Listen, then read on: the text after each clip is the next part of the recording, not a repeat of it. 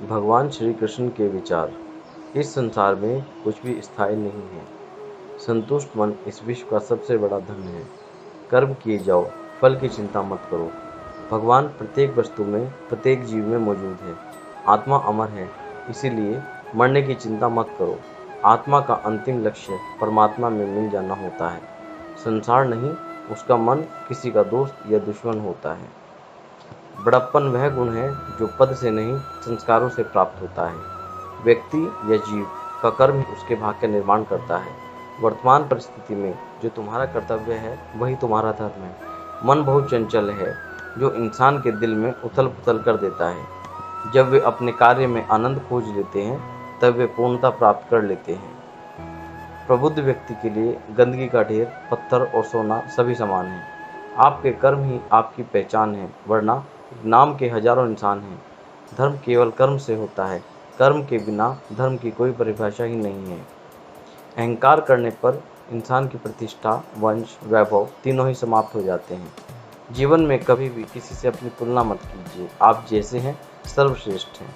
बुरे कर्म करने नहीं पड़ते, हो जाते हैं, और अच्छे कर्म होते नहीं, करने पड़ते हैं। जो अपने मन पर नियंत्रण नहीं रखता, वह स्वयं को शनै शनै शत्रु बनता जाता है।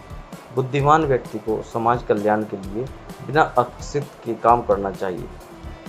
स्वार्थ संसार का एक ऐसा कुआं है जिसमें गिरकर निकल पाना बड़ा कठिन होता है।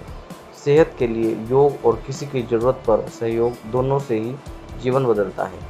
आत्मा ज्ञान की तलवार से काटकर अपने हृदय से अज्ञान के संदेह को अलग कर दो। दुष्ट लोग अगर समझाने मात्र से समझ जाते तो यकीन मानो महाभारत कभी नहीं होता। मनुष्य अपने विश्वास से निर्मित होता है। जैसा वो करता है वैसा वो बन जाता है। मान, अपमान, लाभ हानि, खुश हो जाना या दुखी हो जाना, यह सब मन की शरारत है। जैसे तुम अपना समझकर मग्न हो रहे हो, बस यही प्रसन्नता तुम्हारे दुखों का कारण है। उस इंसान का मंजिल से भटक जाना तय है जिसकी संगत में नकारात्मक लोग रहते हैं। प्रेम सदैव माफ़ी मांगना पसंद करता है और अहंकार सदैव माफ़ी सुनना पसंद करता है।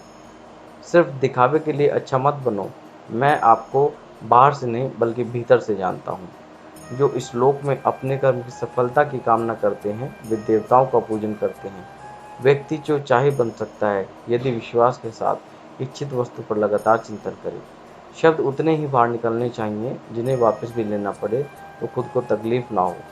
परायों को अपना बनाना उतना मुश्किल नहीं जितना अपनों को अपना बनाए रखना होता है। इंसान की सोच ही उसकी सबसे बड़ी पहचान है, वरना दुनिया में एक नाम के अनेक इंसान हैं। बहुत विनम्रता चाहिए रिश्तों को निभाने के लिए। छल कपट से तो सिर्फ महाभारत रची जाती है। यदि आप किसी के साथ मित्रता नहीं कर सकते तो उसके साथ शत्रुता भी नहीं करनी चाहिए। मनुष्य का जीवन केवल उसके कर्मों पर चलता है। जैसा कर्म होता है वैसा उसका जीवन होता है।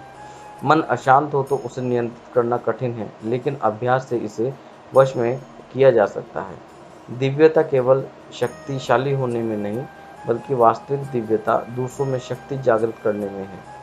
मन की गतिविधियों, होश, श्वास और भावनाओं के माध्यम से भगवान की शक्ति सदा तुम्हारे साथ है। जीवन में वाणी को संयम में रखना अनिवार्य है, क्योंकि वाणी से दिए हुए घाव कभी भरे नहीं जा सकते।